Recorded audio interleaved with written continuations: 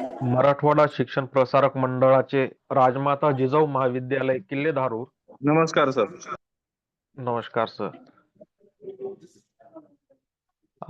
आज दिनांक 30 एप्रिल 2025 अर्थशास्त्र विभागाच्या वतीने आज विशेष अतिथी व्याख्यानाचे आयोजन करण्यात आलेले आहे. या व्याख्यानाचा विषय आहे स्पर्धा परीक्षेतील अर्थशास्त्र. या व्याख्यानासाठी प्रमुख व्याख्याते म्हणून आपल्याला डॉक्टर गजानन पट्टेबहादूर बाळासाहेब देसाई महाविद्यालय पाटण जिल्हा सातारा हे लाभलेले आहेत. या व्याख्यानाचे कार्यक्रमाचे अध्यक्ष महाविद्यालयाचे सन्मान्य प्राचार्य डॉक्टर गोपाळ काकडे सर. प्रमुख उपस्थिती उपप्राचार्य M.A. जोगडे सर, तसेच दुसरे उपप्राचार्य मेजर M.N. गायकवाड सर, कनिष्ठ महाविद्यालयाचे पर्यवेक्षक सच्चिदानंद ढेपे सर आणि कार्यालयीन अधीक्षक श्री भोंडवे सर, तसेच आपण सर्वांचे मी शब्दसुमनाने सर्वप्रथम स्वागत करतो. या विशेष व्याख्यान आयोजित करण्याची जी काही पार्श्वभूमी आहे ही थोडक्यामध्ये मांडण्याची मी प्रयत्न करतो. आपण बघितलंच की आत्ताच UPSCचा निकाल जाहीर झालेला आहे आणि त्या परीक्षेमध्ये महाराष्ट्रातील विद्यार्थ्यांनी फार मोठ्या प्रमाणात यश संपादन केलेलं आहे. या UPSC सारख्या स्पर्धा परीक्षा असतील, राज्यसेवा जसं MPSCच्या स्पर्धा परीक्षा असतील, तसेच सरळ सेवा भरती परीक्षा असतील, अशी कोणतीही स्पर्धा परीक्षा असेल, त्या सर्व स्पर्धा परीक्षांमध्ये प्रामुख्याने अर्थशास्त्र हा फार महत्वाचा विषय आहे. कारण अर्थशास्त्रावरील बहुसंख्य प्रश्न हे सर्वच स्पर्धा परीक्षांमध्ये विचारले जातात आणि प्रत्येक स्पर्धा परीक्षेमध्ये अर्थशास्त्राचा हा सेपरेट स्वतंत्र असा अभ्यासक्रम त्या परीक्षेच्या संदर्भामध्ये असलेला आपल्याला दिसून येतो. त्यामुळे जे आपले विद्यार्थी शिक्षण घेत आहेत, BA चे असतील, BCom असतील, BSc असतील, तर आपल्या ग्रॅज्युएशन नंतर ज्या काही आपण स्पर्धा परीक्षा देणार आहोत, या परीक्षांमध्ये अर्थशास्त्र हा विषय कशा पद्धतीने येतो आणि अर्थशास्त्राशी संबंधित विचारले जाऊ शकतात, या संदर्भामध्ये त्यांना ज्ञान असणं फार आवश्यक आहे. जर त्यांना सुरुवातीला स्पर्धा परीक्षेतील अर्थशास्त्राबद्दल जर पार्श्वभूमी माहित असेल तर त्यांना साहजिकच प्रत्येक स्पर्धा परीक्षा ही फार सोपी देण्यासाठी जाईल. त्यामुळे या स्पर्धा परीक्षेमध्ये अर्थशास्त्र हे कशा पद्धतीने महत्वाचं आहे या संदर्भामध्ये आज आपणाशी डॉक्टर गजानन पट्टेबहादूर सर हे संवाद साधणार आहेत. तर सर्वप्रथम मी त्यांचं या कार्यक्रमाच्या निमित्ताने शब्दसुमनाने स्वागत करतो आणि त्यांना अशी विनंती करतो की त्यांनी आमच्या विद्यार्थ्यांना स्पर्धा परीक्षेतील अर्थशास्त्र याविषयी मार्गदर्शन करावे. तत्पूर्वी मी त्यांचा थोडक्यामध्ये परिचय देऊ इच्छितो. डॉक्टर गजानन पट्टेबहादूर सर हे मूळचे हिंगोली जिल्ह्यातील म्हणजेच आपल्या मराठवाड्यातीलच आहेत. अर्थशास्त्राचे फार गाढे अभ्यासक ते आहेत.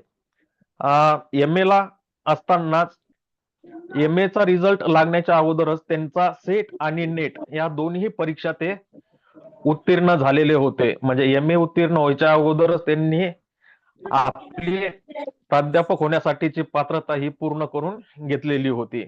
इतका गाढा अभ्यास हा त्यांचा अर्थशास्त्रातील आहे. त्यासोबतच त्यांनी विविध स्पर्धा परीक्षा देखील दिलेल्या आहेत. त्यामुळे गजानन पट्टेबहादूर सर हे स्पर्धा परीक्षेतील अर्थशास्त्र हा विषय मांडण्यासाठी फार सक्षम असे व्याख्याते आहेत. त्यामुळे मी त्यांना अशी विनंती करतो की त्यांनी आमच्या विद्यार्थ्यांना स्पर्धा परीक्षेतील अर्थशास्त्र याविषयी मार्गदर्शन करावे. Doctor Gajanan Pattebahadur sir. Hello everyone. Good morning, Nanor. Good morning sir. नमस्कार. स्पेशल गेस्ट लेक्चर मध्ये सहभागी महाविद्यालयाचे प्राचार्य डॉक्टर काकडे सर, अर्थशास्त्र विभागाचे विभाग प्रमुख, आमचे मित्र प्राध्यापक बालासाहेब जोगदंड, राजमाता जिजाऊ महाविद्यालयाचे उपप्राचार्य, त्याचबरोबर महाविद्यालयाचे OS, महाविद्यालयाचे सर्व प्राध्यापक, शिक्षकेतर कर्मचारी, अर्थशास्त्र विषयाचे व इतर विषयाचे विद्यार्थी बंधू भगिनी, सुरुवातीलाच मी राजमाता जिजाऊ महाविद्यालय केले धारूर यांनी मला स्पेशल गेस्ट लेक्चर साठी निमंत्रण दिले. त्याबद्दल सुरुवातीलाच मी अर्थशास्त्र विभागाचे या ठिकाणी आभार मानतो. मला जो विषय देण्यात आलेला आहे तो इकॉनॉमिक्स इन कॉम्पिटेटिव्ह एक्झाम, स्पर्धा परीक्षेमधील अर्थशास्त्र, किंवा मी या ठिकाणी अर्थशास्त्रातील करिअर, अर्थशास्त्रातील उच्च शिक्षणाच्या संधी, त्याचबरोबर अर्थशास्त्राच्या अनुषंगानं ज्या कॉम्पिटेटिव्ह एक्झाम आहेत त्याचा आढावा या ठिकाणी मी घेणार आहे. तसं पाहिलं तर अनेक ठिकाणी मी ऑनलाईन स्पेशल लेक्चर दिलेले आहेत. आमचे मित्र प्राध्यापक बालासाहेब जोगदंड यांनी 2 दिवसापूर्वीच मला फोन केला आणि सांगितलं की आमच्या कॉलेजला गेस्ट लेक्चर आहे, तुम्ही बोलणार का? मी क्षणाचाही विलंब न करता, तसं पाहिलं तर आमचं शेड्यूल आज फार व्यस्त आहे. आज आमचं टर्म एंड आहे, अजून बरेच काम पूर्ण करायचे, सर्व धावपळ आहे. या धावपळीतून सुद्धा मी त्यांना नाही म्हटलो असं झालं नाही, आणि मी त्यांना सांगितलं की ठीक आहे, फक्त वेळ म्हटलं 10चे घ्या, आणि त्यानुसार आज मी आपल्या समोर या स्पेशल गेस्ट लेक्चर साठी उपलब्ध आहे. या ठिकाणी सांगायचं झाल्यास सध्या भारताची लोकसंख्या ही 140 कोटीच्या वर आहे.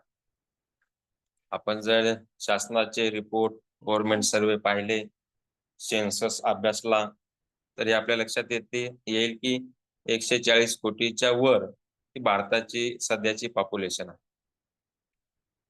आणि लोकसंख्येच्या बाबतीत आपण चीनलाही मागे टाकलेला, म्हणजे लोकसंख्येच्या बाबतीत भारताचा पहिला नंबर आहे.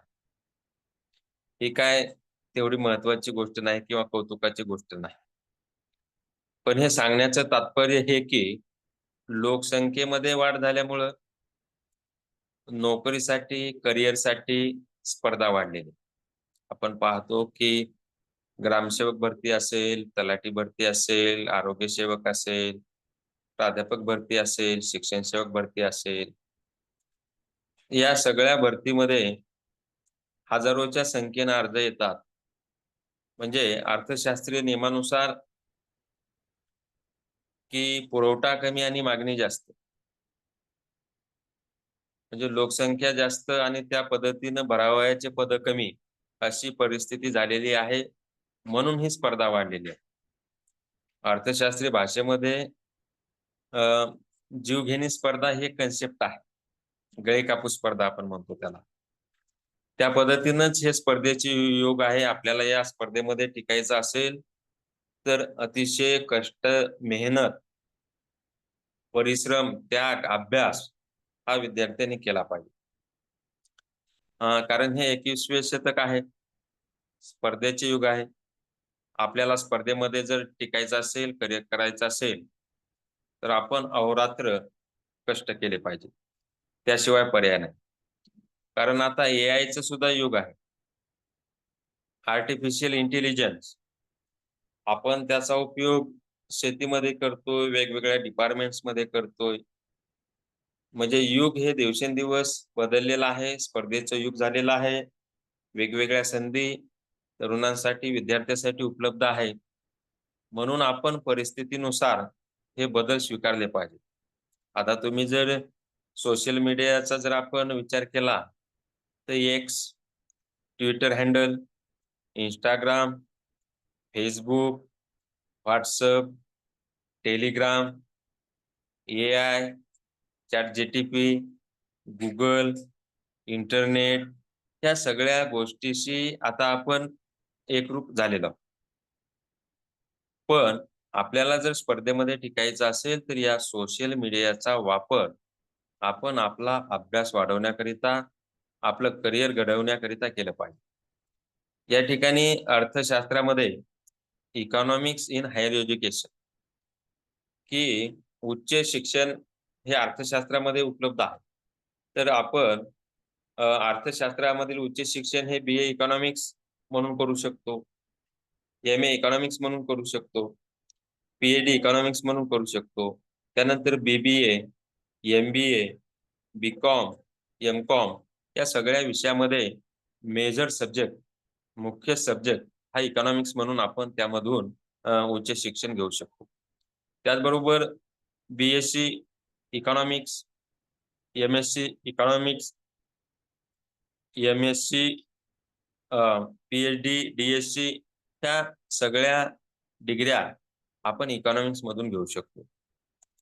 आपण जर मी 2024 जून मध्ये इंग्लंडला गेलो होतो आणि त्या ठिकाणी London school of economics and political science आणि त्याचबरोबर ऑक्सफर्ड युनिव्हर्सिटी या ठिकाणी मी भेटी दिल्या आणि त्या ठिकाणी जसं आपल्याकडे BA आहे तर त्या ठिकाणी BSc इकॉनॉमिक्स आहे, त्या ठिकाणी MSc इकॉनॉमिक्स आहे, MSc इकॉनॉमेट्रिक आहे,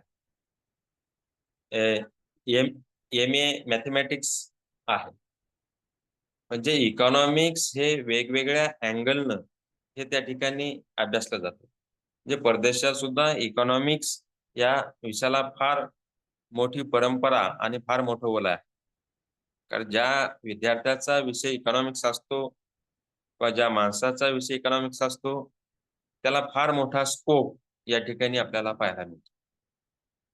आणि मी त्या इंग्लंडच्या लंडन स्कूल ऑफ इकॉनॉमिक्स आणि ऑक्सफर्ड युनिव्हर्सिटीमध्ये ज्यावेळेस मी गेलो आणि त्या ठिकाणचा परिसर पाहिला तर देश विदेशातील जगभरातील अनेक लोक या अर्थशास्त्रामध्ये करिअर करण्याकरिता हे लंडन या ठिकाणी येतात. म्हणजे इकॉनॉमिक्सला जागतिक दर्जावर सुद्धा फार महत्वाचे स्थान आहे आणि आपल्याला जर उच्च शिक्षण घ्यायचं असेल अजून इकॉनॉमिक्स मध्ये जर स्पेशलायझेशन करायचं असेल तर आपण फॉरेनला परदेशात सुद्धा ऍडमिशन घेऊ शकतो, PhD करू शकतो. शासनाच्या वेगवेगळ्या स्कीम आहेत. PhD करायला सुद्धा आपण परदेशात जाऊ शकतो. MA इकॉनॉमिक्स, MSc इकॉनॉमिक्स करण्याकरिता सुद्धा आपण परदेशात जाऊ शकतो. अर्थशास्त्राच्या अनेक ब्रँचेस आहेत. अर्थशास्त्राच्या शाखा म्हणजे स्कोप ऑफ इकॉनॉमिक्स. त्यामध्ये micro economics, macro economics, Indian economy, banking and finance, public finance, international economics, planning and development, त्याचबरोबर बिझनेस एन्व्हायरमेंट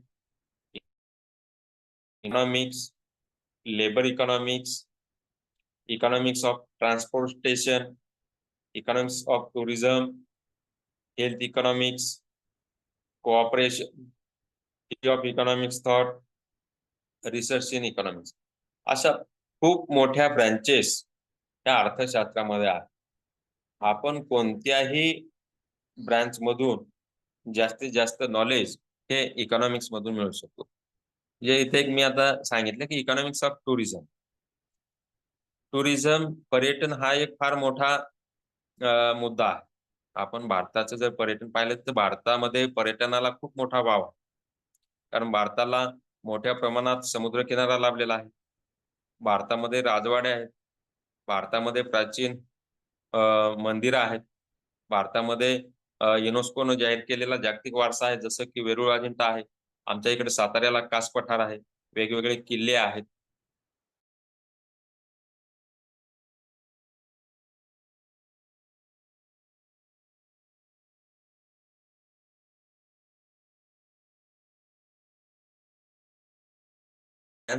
मोठी म्हणावं इकॉनॉमिक्स ऑफ टुरिझम याला वाव आहे. हेल्थ इकॉनॉमिक्स आपण पाहिलं की कोरोना महामारीच्या कालखंडामध्ये अनेक आरोग्यविषयक समस्या निर्माण झालेल्या होत्या. त्याचा अभ्यास आपण हेल्थ इकॉनॉमिक्स मध्ये करू शकतो. इंटरनॅशनल इकॉनॉमिक्स एक फार मोठी ब्रांच इकॉनॉमिक्स मध्ये आहे. त्यामधून आपण करिअर करू शकतो. आपण पाहिलं की आता ग्लोबलायझेशन, लिबरायझेशन, प्रायव्हेटायझेशन म्हणजे LPG 1991 ला आपण जागतिक आर्थिक धोरण, न्यू इकॉनॉमिक पॉलिसी, नवीन आर्थिक धोरण आपण स्वीकारलेलं होतं. आणि ग्लोबल व्हिलेज म्हणजे जग हे खेडं होतं. म्हणजे एका देशाचा दुसऱ्या देशाच्या अर्थव्यवस्थेशी आपण कनेक्ट झालो होतो. त्यामुळे ज्या आज आपण वस्तू आपल्याकडे आहेत त्या बहुतांश वस्तू आपण परदेशातून आयात केलेल्या आहेत, इम्पोर्ट केलेल्या आहेत. आपल्या देशातील अनेक वस्तू आपण एक्सपोर्ट करतो. हा जो सगळा विषय येतो, हा सगळा विषय इंटरनॅशनल इकॉनॉमिक्स मध्ये आपण पाहतो. आपण सकाळी उठल्याच्या नंतर जे ब्रश करतो कोलगेट ही फॉरेन कंपनी आहे. आता मी ज्या मोबाईलवरनं आपल्याशी कनेक्ट झालेला आहे जो मीटिंगवर, हा जो माझा मोबाईल आहे सॅमसंग, ही फॉरेनची कंपनी आहे. आपण जी बाईक चालवतोय होंडा, ही फॉरेनची कंपनी आहे. आपण जे थम्सअप आहे किंवा जे थंड पेय घेतोय हे फॉरेनचं प्रोडक्शन आहे. कारण याच्या मल्टीनॅशनल कॉर्पोरेशनचे युनिट हे आपल्या देशामध्ये असतात, परंतु याचं मुख्य ऑफिस हे परदेशात असते. आपण KFC, त्यानंतर डॉमिनोज, हे जे पिझ्झा बर्गर खातो ह्या फॉरेनच्या कंपन्या आहेत. म्हणजे याचं मूळ ऑफिस त्या ठिकाणी आहे आणि त्या वस्तूचं सेवन किंवा त्या वस्तूचा उपभोग आपण या ठिकाणी करतो. म्हणजे हे सगळ्या गोष्टी ह्या इंटरनॅशनल इकॉनॉमिक्स मध्ये उपलब्ध आहेत. हे इंटरनॅशनल इकॉनॉमिक्स मधून सुद्धा आपल्याला आपलं करिअर करता येईल. आता जागतिक बाजारपेठेमध्ये आपण आपल्या वस्तू दुसऱ्या देशाला विकू शकतो, दुसऱ्या देशातल्या वस्तू आपण आपल्या देशामध्ये आयात करू शकतो. आपण सोन्याच्या भावाचं जर उदाहरण पाहिलं, कारण आपण ग्लोबलायझेशन स्वीकारलेला, अमेरिकेचे राष्ट्राध्यक्ष ट्रम्प हे काही जे विधानं करतात आणि त्या विधानाचा परिणाम हा आपल्या भारतीय शेअर मार्केटवर होतो, आपल्या सोन्याच्या किमतीवर होतो. आपण पाहतो की आता सोन्याच्या किमती वाढलेल्या आहेत. म्हणजे जगात जर कुठं काही झालेलं असेल तर त्याचा परिणाम सुद्धा हा भारतीय अर्थव्यवस्थेवर होतो. आता जागतिक स्तरावर काही युद्ध होतात किंवा काही युद्धजन्य परिस्थिती आहे. आपणही आता भारत आणि पाकिस्तानचा हा तणाव सुरू आहे. तणाव जर असा सुरू राहिला तर त्याचे परिणाम सुद्धा हे भारतीय अर्थव्यवस्थेवर होतात. त्याचबरोबर रशिया आणि युक्रेन यांचा तणाव आहे, इस्रायल आणि गाझापट्टी यांचा तणाव आहे. म्हणजे जगभरात काही जरी ह्या सेन्सिटिव्ह गोष्टी घडल्या तर त्याचा परिणाम हा आपल्या देशावर होत असतो. मग आपण किती वस्तू आयात करायच्या, किती वस्तू निर्यात करायच्या, त्यानंतर ट्रम्प यांनी टॅरिफ लावलेला आहे. म्हणजे हा सगळा भाग इंटरनॅशनल इकॉनॉमिक्स मध्ये आहे. म्हणून इंटरनॅशनल इकॉनॉमिक्स यातून फार मोठी संधी उपलब्ध आपल्याकरिता आहे. त्यातून आपण आपलं करिअर करू शकतो. आता इकॉनॉमिक्स मध्ये काही स्पेसिफिक करिअर आपल्याला करता येत. जरी आपण FY SY TY चे विद्यार्थी असणार इकॉनॉमिक्सचे, तरी भविष्यामध्ये आपण वेगवेगळ्या विषयावर यामध्ये आपण करिअर करू शकतो. त्यामध्ये policy maker, ministry of economics, finance ministry, foreign ministry यामध्ये आपण पॉलिसी मेकर म्हणून काम करू शकतो. त्याचबरोबर एंटरप्रेन्योरशिप, इंडस्ट्री आणि बिझनेस, उद्योग आणि व्यवसायामध्ये आपण उद्योजक म्हणून काम करू शकतो किंवा आपल्याला ती संधी आहे. त्याचबरोबर ऍग्रिकल्चर, कृषी, भारतीय अर्थव्यवस्था ही कृषीवर आधारलेली आहे. जवळपास 62% population depend on our agriculture sector. म्हणजे कृषीवर जवळपास 62% लोकसंख्या ही अवलंबून आहे. कृषी अर्थशास्त्रामधून सुद्धा आपण फार्मिंग म्हणजे कृषी क्षेत्र निवडू शकतो, कृषीवर प्रक्रिया क्षेत्र निवडू शकतो, कृषी मार्केटिंग, विपणन, विक्री या गोष्टी सुद्धा आपण ऍग्रिकल्चर इकॉनॉमिक्स मधून करू शकतो. त्याचबरोबर टीचिंग मधून सुद्धा आपण करिअर करू शकतो. आपण BA झाल्याच्या नंतर आपण BEd ला ऍडमिशन घेऊ शकतो. त्याचबरोबर आपण NET, National Eligibility Test, SET, State Eligibility Test, PhD, doctor of philosophy ह्या डिग्र्या किंवा हे शिक्षण किंवा ह्या परीक्षा आपण अर्थशास्त्रामधून देऊ शकतो. म्हणजे आफ्टर कम्प्लीट युअर ग्रॅज्युएशन आणि पोस्ट ग्रॅज्युएशन हे झाल्याच्या नंतर तुम्हाला जर शिक्षक व्हायचं असेल, प्राध्यापक व्हायचं असेल, ज्युनियर कॉलेजला प्राध्यापक व्हायचं असेल, सिनियर कॉलेजला प्राध्यापक व्हायचं असेल, तर आपण BEd, नेट, सेट, PhD ह्या परीक्षा आणि डिग्र्या करू शकतो. त्याचबरोबर बँक आणि फायनान्स, अर्थशास्त्राशी निगडीत ह्या गोष्टी आहेत. वित्त आणि बँक याच्यामध्ये आपण ऑफिसर होऊ शकतो, बँकेमध्ये आपण स्टाफ होऊ शकतो. IBPS या मार्फत आपण बँकिंगच्या परीक्षा देऊ शकतो. त्याचबरोबर नॉन गव्हर्नमेंट जॉबमध्ये प्रायव्हेट जॉब आपण करू शकतो. कोऑपरेटिव्ह जे सहकारी संस्थेमध्ये आपण करिअर करू शकतो. त्याचबरोबर रिसर्चमध्ये सुद्धा आपल्याला करिअर करण्याच्या संधी आहेत. त्यामध्ये संशोधक, सहाय्यक संशोधक, डाटा अनालिस्ट इत्यादी संधी करिअरच्या आपल्याला रिसर्च मधून करता येतात.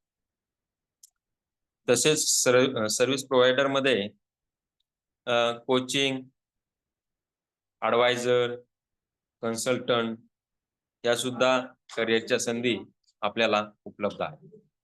इन्शुरन्स, विमा क्षेत्र हे एक मोठं क्षेत्र भारतामध्ये नावारूपास आलेलं आहे. त्यामध्ये सुद्धा आपण ऑफिसर होऊ शकतो, इन्शुरन्स एजंट होऊ शकतो, इन्व्हेस्टर होऊ शकतो. अशा पद्धतीनं इन्शुरन्स संधी उपलब्ध आहे. तसेच कोऑपरेटिव्ह फर्म, आपल्याकडे एक विषयच आहे कोऑपरेशन, अर्थशास्त्राशी निगडीत सहकार. कारण महाराष्ट्राचा जर आपण विकासाचा जेव्हा आलेख काढतो त्यामध्ये सहकारी क्षेत्राचं महत्वाचं योगदान हे महाराष्ट्राच्या किंवा देशाच्या विकासामध्ये आहे. या कोऑपरेटिव्ह फर्म,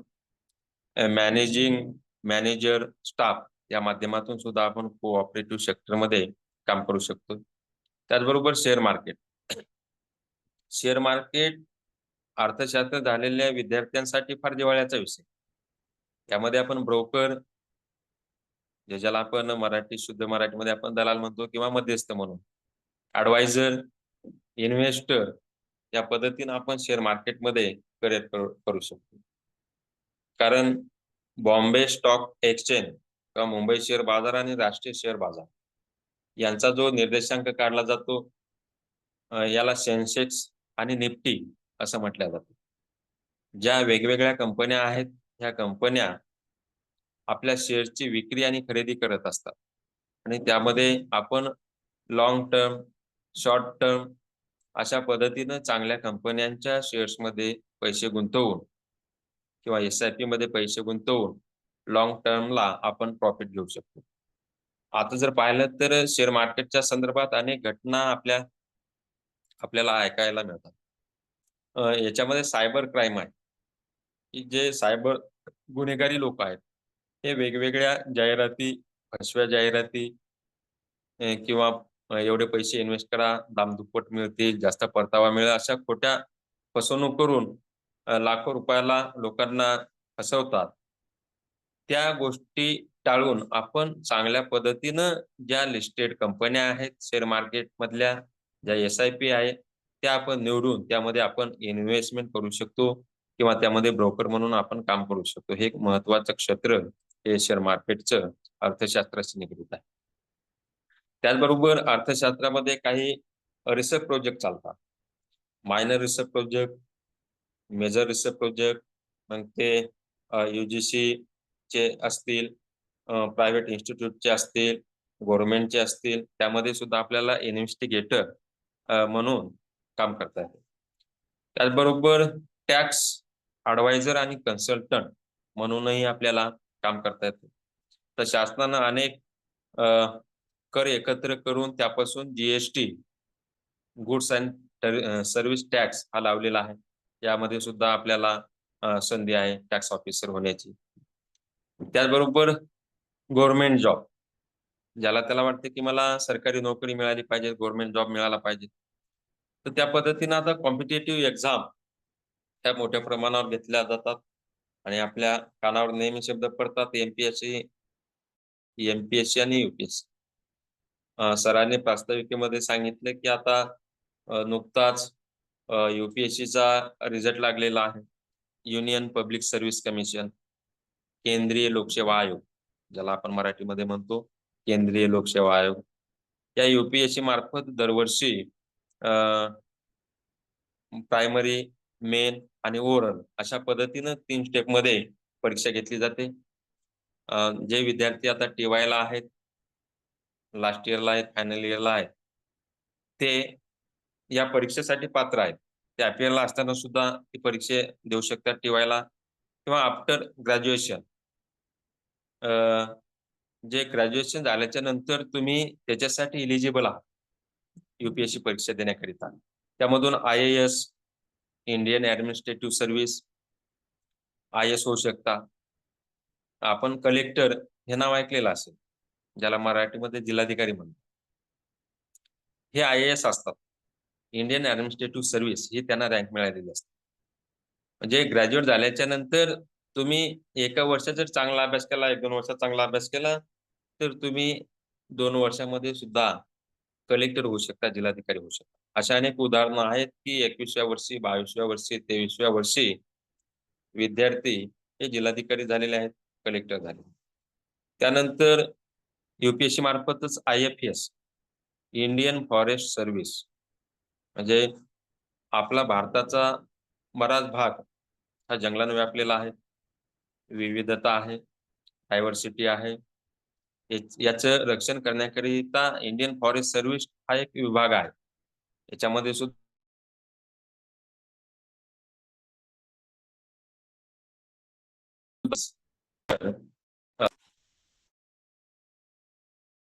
महसुलाचा विचार केला, रेव्हेन्यू, महसूल प्राप्ती किंवा सरकारला जे उत्पन्न मिळते त्याला आपण महसूल प्राप्ती म्हणतो. ही महसूल प्राप्ती करण्याकरिता IRS डिपार्टमेंट आहे, इंडियन रेव्हेन्यू सर्व्हिस. ही सुद्धा रँक, हा सुद्धा ऑफिसर आपल्याला होता येते टीवायची परीक्षा झाल्याच्या नंतर त्या परीक्षा आपल्याला देता येतात. त्यानंतर IES, इंडियन इकॉनॉमिक सर्व्हिस, ही एक महत्वाची परीक्षा ही अर्थशास्त्राच्या विद्यार्थ्यांनाच फक्त देता येते. अर्थशास्त्राचे विद्यार्थ्यांनी ज्यांचा स्टॅटिस्टिक्स हा विषय आहे त्यांना, किंवा ज्यांचा इकॉनॉमिक्स विषय हा मेन आहे ML, या विद्यार्थ्यांनाच IES, इंडियन इकॉनॉमिक सर्व्हिस ही सुपर क्लास 1 अधिकारी पदाची परीक्षा देता येते आणि पास होतात. त्याचबरोबर IPS, इंडियन पोलीस सर्व्हिस, भारतीय पोलीस सेवा, म्हणजे IASच्या खालोखाल IPS ची रँक असते. युपीएससी मधून IPS झाल्याच्या नंतर सुपर क्लास 1 म्हणून पोलीस अधीक्षक, आपण आता तुमचा बीड जिल्हा आहे, मी पाहत असाल की तिथले SP कावत साहेब आहेत, नवनीत असं त्यांचं नाव आहे, ते SP आहेत, ते IPS आहेत. म्हणजे त्यांनी युपीएससी मधून IPS ही रँक घेतलेली आहे, म्हणून आपण त्यांना पोलीस अधीक्षक म्हणतो. पूर्ण बीड जिल्हा पोलीस डिपार्टमेंट हे त्यांच्या अंडर काम करतं. म्हणजे IPS होण्याकरिता काय जास्त एफर्ट लागतात, परंतु जी मेन इलिजिबिलिटी आहे ती म्हणजे ग्रॅज्युएशन. तुम्ही BA झाल्याच्या नंतर सुद्धा IPS ची परीक्षा देऊ शकता. म्हणजे पूर्ण जिल्हा हा तुमच्या ताब्यात येऊ शकतो, अशी मोठी परीक्षा सुद्धा तुम्ही इलिजिबल आहात.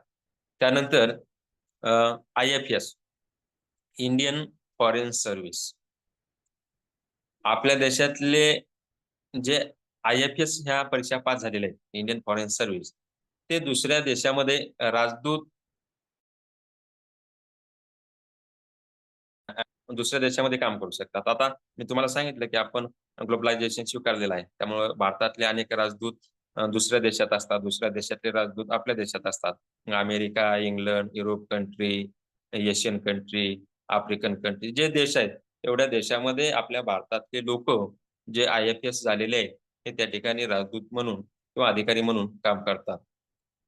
अशा पद्धतीनं आपण UPSC मार्फत अर्थशास्त्र जर विषय असेल किंवा ग्रॅज्युएट झाल्याच्या नंतर आपण UPSC ही फाईट करू शकतो आणि त्यातून वेगवेगळे ह्या अधिकारी होण्याच्या संधी आपल्याला उपलब्ध आहेत.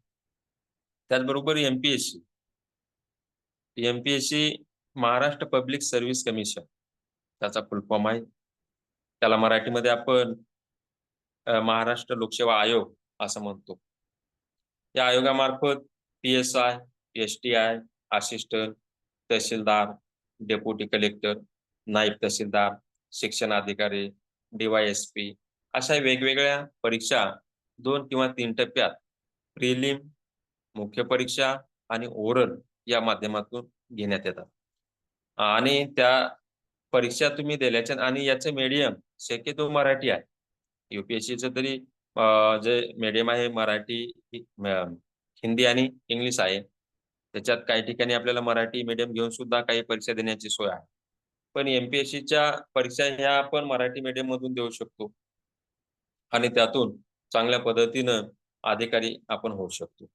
आणि MPSCच्या परीक्षा सुद्धा त्या दरवर्षी होत असतात आणि आपण आफ्टर ग्रॅज्युएट TY झाल्याच्या नंतर त्या परीक्षा देण्यासाठी आपण इलिजिबल आहात.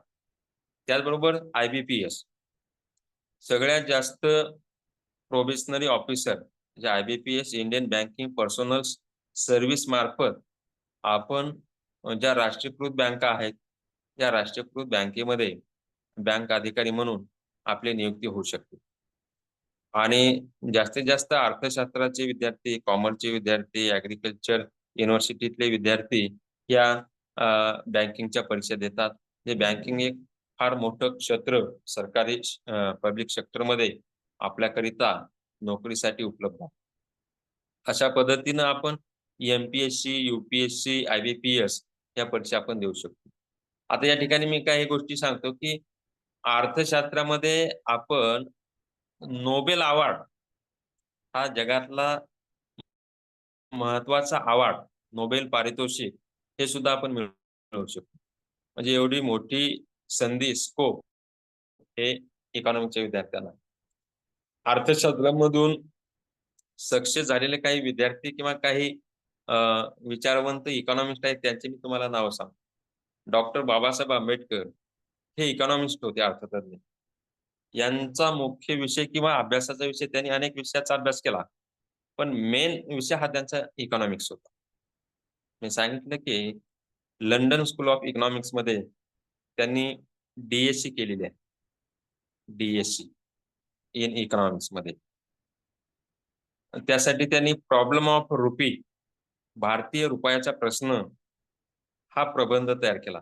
मग भारतीय रुपयाचा प्रश्न, त्याचे डॉलर सोबत असणारे रिलेशन, अशा पद्धतीनं त्यांनी ते काम केलेलं आहे. म्हणून अर्थशास्त्रज्ञ म्हणून डॉक्टर बाबासाहेब आंबेडकरांकडे आपण पाहतो.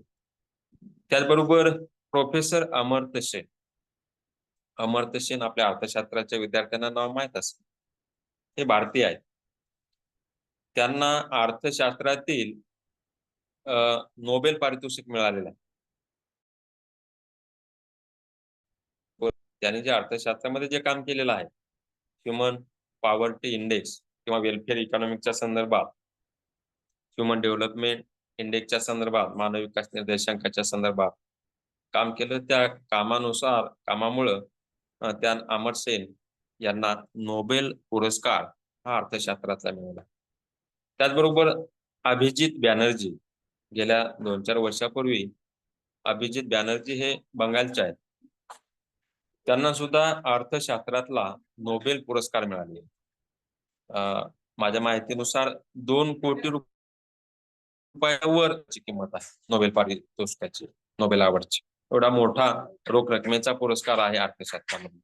त्याचबरोबर जगदीश भगवती हे एक इकॉनॉमिस्ट होऊन गेलेले आहेत. CD देशमुख हे सुद्धा अर्थशास्त्राचे विद्यार्थी होते.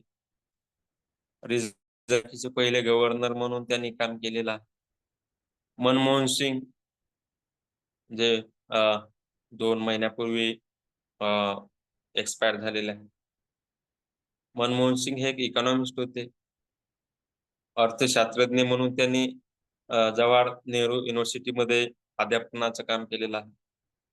त्याचबरोबर अर्थशास्त्रातली जी नामांकित युनिव्हर्सिटी आहे केम्ब्रिज युनिव्हर्सिटी, केम्ब्रिज युनिव्हर्सिटीची मानद अ, अ, पारितोषिक हे मनमोहन सिंग यांना मिळालेलं आहे.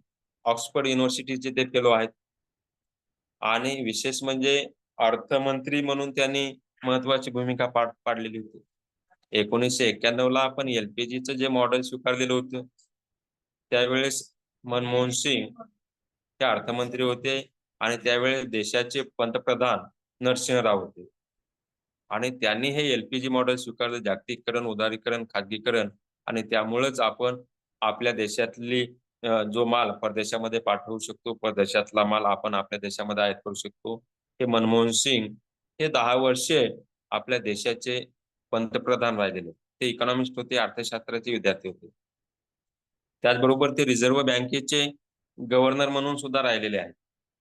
त्याचबरोबर गीता गोपीनाथ ह्या ज्या महिला आहेत, त्या चीफ इकॉनॉमिस्ट, मुख्य अर्थशास्त्रज्ञ म्हणून IMF मध्ये त्यांनी काम पाहिलेलं आहे. इंटरनॅशनल मॉनिटरी फंड जो वॉशिंग्टन DC अमेरिका या ठिकाणी आहे. आंतरराष्ट्रीय नाणेनिधी आपण मराठीमध्ये त्याला म्हणतो, त्याच्या चीफ इकॉनॉमिस्ट म्हणून त्या राहिलेल्या आहेत. सी रंगराजन हे सुद्धा 12व्या वित्त आयोगाचे अध्यक्ष होते. त्याचबरोबर रिझर्व्ह बँक ऑफ इंडिया चे गव्हर्नर म्हणून सुद्धा काम त्यांनी पाहिलेलं आहे. ते सुद्धा अर्थशास्त्राचे विद्यार्थी होते. त्याचबरोबर रघुराम राजन एक महत्वाचे इकॉनॉमिस्ट आहेत. यांनी सुद्धा रिझर्व्ह बँकेचे गव्हर्नर म्हणून काम केलेलं आहे. नरेंद्र जाधव हे व्हाईस चान्सलर, कुलगुरू म्हणून त्यांनी पुणे विद्यापीठाचं काम पाहिलेलं आहे. त्याचबरोबर मेंबर ऑफ पार्लमेंट, राज्यसभा सदस्य म्हणून सुद्धा त्यांनी काम पाहिलेलं आहे. नरेंद्र जाधव यांचा सुद्धा विषय इकॉनॉमिक्स होता. मी आणि माझा बाप हे प्रसिद्ध पुस्तकाचे लेखक ते आहेत. मला जर कुठे ते पुस्तक मिळालं तर वाचा, मी आणि माझा बाप कसा घडलो. त्यामध्ये त्यांनी पूर्ण डिटेल्स हे दिलेलं आहे. त्याचबरोबर डॉक्टर सुखदेव थोरात आपल्या महाराष्ट्रातील अमरावतीचे आहेत. ते UGCचे चेअरमन, युनिव्हर्सिटी ग्रँड कमिशन, जे आता आपले जे सगळे कॉलेज चालतात ते UGCच्या नियमानुसार चालतात. ते इंडियन इकॉनॉमिक असोसिएशन, त्याचबरोबर ICSSR आणि UGC याचे चेअरमन राहिलेले आहेत. ते सुद्धा अर्थतज्ञ होते.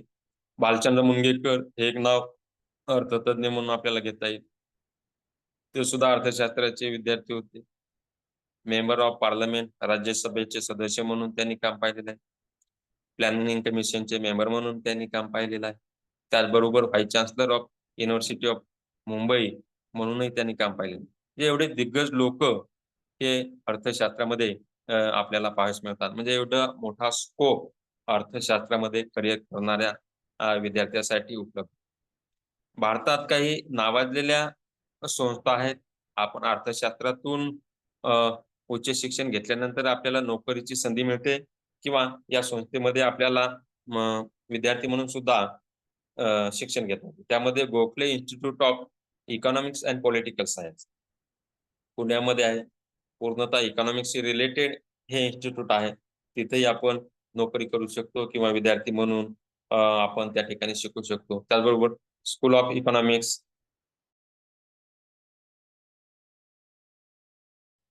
विद्यापीठ Jaipur, Birla institute of science, त्याचबरोबर गुजरात विद्यापीठ अहमदाबाद हे स्पेसिफिक इकॉनॉमिक्सशी रिलेटेड युनिव्हर्सिटीज आहेत. त्याचबरोबर अवसर विद्यापीठ Faizabad, Indian culture and economics अशा या भारतातल्या नामांकित संस्था आहेत ज्या इकॉनॉमिक्सशी रिलेटेड आहेत. त्यामध्ये आपण करिअरही करू शकतो किंवा एज्युकेशन घेऊ शकतो.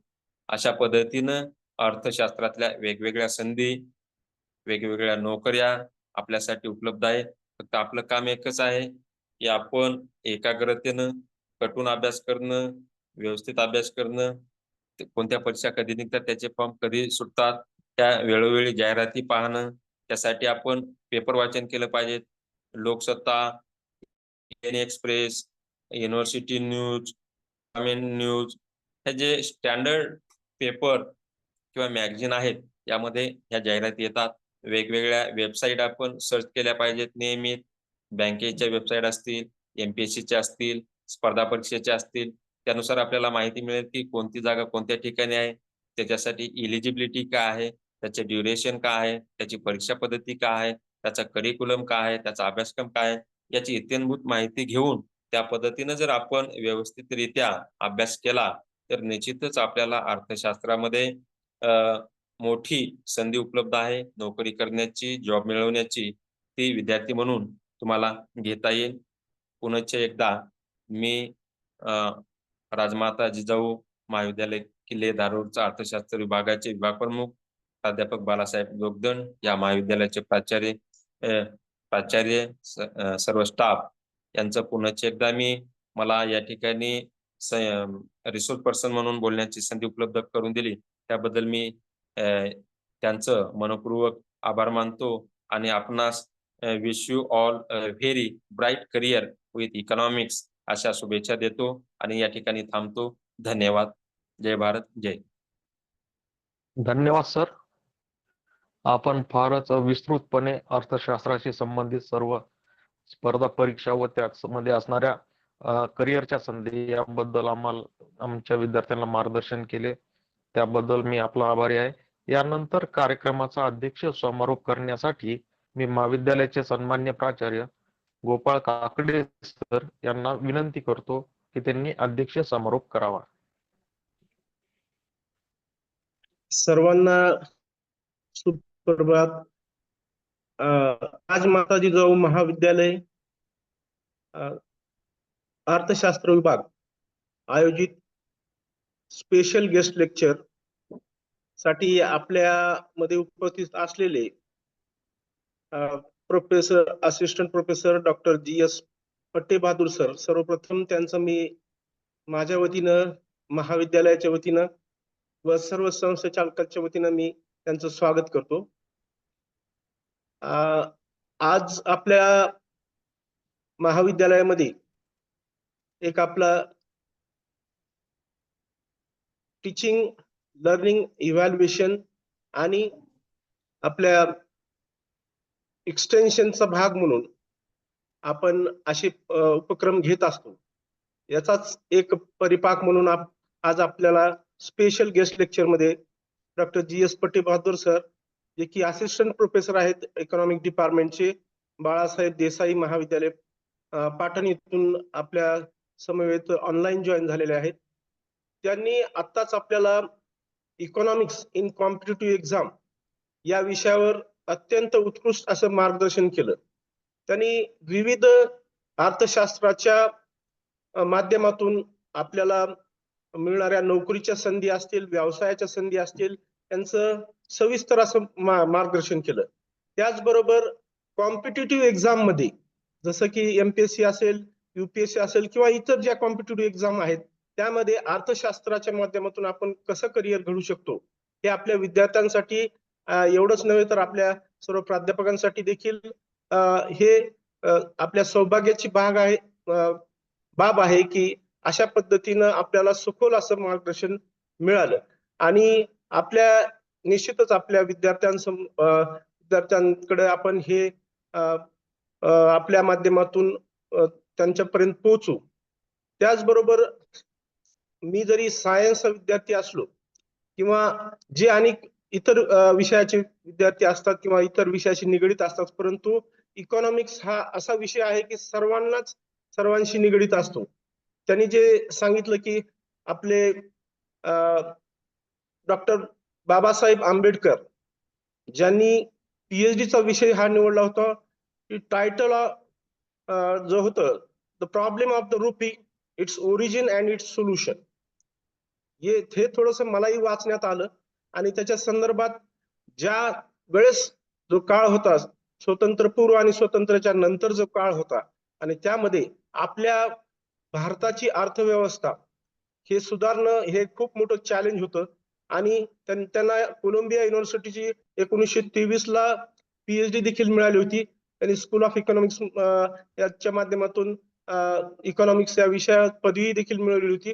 परंतु या विषयाला सखोल आणि आपल्या म्हणजे भारताचं संविधान असेल किंवा भारताची जी एकूण परिस्थिती असेल त्याच्यासाठी सखोल असं अभ्यास करून आणि त्याचा फायदा आपल्या राजकीय दृष्ट्याच नाही तर सर्व सामाजिक दृष्ट्या देखील झालेला आपल्याला दिसून येतो. त्याचबरोबर जसं त्यांनी सांगितलं की दिवंगत पंतप्रधान मनमोहन सिंग असतील किंवा अमर्त्य सेन असतील, हे जे इकॉनॉमिस्ट होते यांनी वारंवार आपल्याला अर्थशास्त्र आणि त्या अर्थशास्त्राचं नियोजन याच्याबद्दल त्यांच्या लिखाणाच्या माध्यमातून, त्यांच्या कृतीच्या माध्यमातून दाखवून दिलेलं आहे की आपल्याला अर्थशास्त्र याचं नियोजन म्हणजे अर्थ हे तर आपल्याला माहित आहे, परंतु त्याच्यातलं जे शास्त्र आहे या शास्त्राचा आपल्याला जो सुशिक्षित आहे, अशिक्षित आहे आणि जो याच्याशी निगडीत जरी नसला तरी आपल्याला त्याच्यामधलं शास्त्र हे जाणून घेणं अत्यंत आवश्यक आहे. आणि त्याच बरोबर आपल्याला जे इंटरनॅशनल मार्केट आहेत किंवा जे शेअर मार्केट्स आहेत किंवा जो व्यापार होतो ज्याला आपण एक्सपोर्ट इम्पोर्ट म्हणतो, अशा माध्यमातून आपल्याला जे आवक जावक जे होते आणि त्याच्या माध्यमातून जो आय आपल्याला मिळते त्या अर्थ चं नियोजन किती आवश्यक आहे हे आजपर्यंत आपण पाहिलेलं आहे. परंतु बऱ्याच वेळेस असं दिसतं की एवढं असून देखील किंवा आपला भारत ज्याला आपण कृषी प्रधान म्हणतो, असं असताना देखील आपल्याला या शेतकऱ्याला जे अर्थसहाय्य शासन पुरवतं किंवा त्याची जी काही इन्कम सोर्स असतो त्याला सर्व निसर्गावर अवलंबून राहावं लागतं. तरी आपण आतापर्यंत देखील असं पाहतो आहोत की शेतीचं अर्थशास्त्र एवढ्या मोठ्या तज्ञांच्या मार्गदर्शनाने देखील आपल्या राजकीय जो दृष्टिकोन आहे किंवा त्यांच्याकडे शेतकऱ्याकडे पाहण्याचा जो दृष्टिकोन आहे, त्यांचं जे अर्थशास्त्र आहे हे बिघडलेलं आपल्याला दिसून येतं. यासाठी कॉम्पिटिटिव्ह एक्झाम तर आहेतच, परंतु एक इकॉनॉमिस्ट किंवा एक सर्वसामान्य माणूस म्हणून आपल्या शेतकऱ्याचं अर्थशास्त्र सुधारण्यासाठी किंवा आर्थिक नियोजन करून तो कसा सुधारेल यासाठी देखील सर्व विद्यार्थी असतील किंवा अर्थशास्त्र तज्ञ असतील किंवा सर्वसामान्य माणूस असतील यांनी प्रयत्न करणं गरजेचं आहे असं मला या प्रसंगी वाटतं. आज आपल्यामध्ये पट्टेबहादूर सरांनी सविस्तर मार्गदर्शन केलं, याचा निश्चितच आमच्या विद्यार्थ्यांनाही कॉम्पिटिटिव्ह एक्झामच्या माध्यमातून फायदा होईल. कारण आपण पाहत आहोत की अर्थाचं जे नियोजन आहे की येणारा पैसा आहे किंवा जाणारा पैसा आहे याचं आपण नियोजन नाही केलं तर अशा या अर्थ वरची चर्चा होतात किंवा फक्त जे बोलणं होतं ह्याला काही अर्थ राहणार नाही. त्यामुळं आपण कॉम्पिटिटिव्ह एक्झामच्या माध्यमातून का होईना परंतु अर्थ नियोजन याच्यावर खूप असं विस्तृत मार्गदर्शन केलं, त्याबद्दल पुन्हा एकदा मी महाविद्यालयाच्या वतीनं त्यांचे आभार व्यक्त करतो व मी माझं अध्यक्षीय समारोप संपवतो. जय हिंद, जय महाराष्ट्र. धन्यवाद सर. या अध्यक्षीय समारोपानंतर या कार्यक्रमाचा शेवटचा भाग म्हणजे आभार प्रदर्शन. आभार प्रदर्शन करण्यासाठी मी वाणिज्य विभागाचे प्राध्यापक डॉक्टर विजयकुमार कुंभारे सर यांना विनंती करतो की त्यांनी आभार व्यक्त करावेत.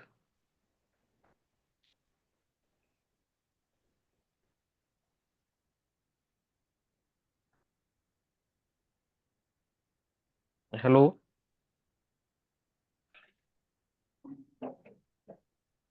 Kumbhare sir. Kumbhare sir. Kumbhare sir.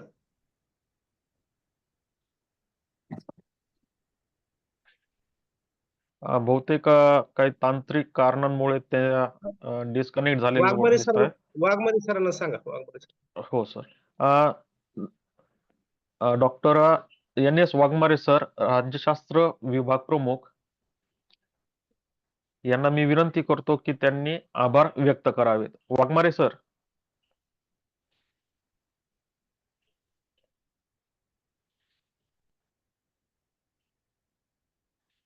Waghmare sir.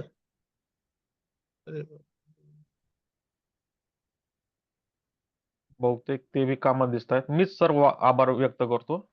Lakhe sir आहेत का बघा. सर सर मी करतो. हा करा. Okay okay sir. हा.